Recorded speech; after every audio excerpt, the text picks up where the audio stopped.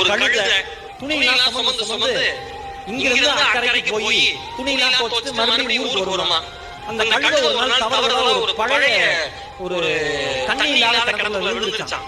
கத்து கத்துன்னு கத்திருக்காங்க. ஓனர் பார்த்தாரு, இந்த கழுதையை தூக்க முடியாது, வேஸ்ட் சாவடிச்சலாம் அப்படினு மண்ணை எடுத்து மூடி நம்ம மரியாதையா பண்ணுவோம். 10 வருஷம் அந்த கழுதை நமக்காக உழைச்சிருக்கு. அந்த மனுஷன் என்ன பண்ணிருக்கான், அவன் குடும்பத்தோட சேர்ந்து மண்ணை எடுத்து அள்ளி மேல போட்டுருக்கான்.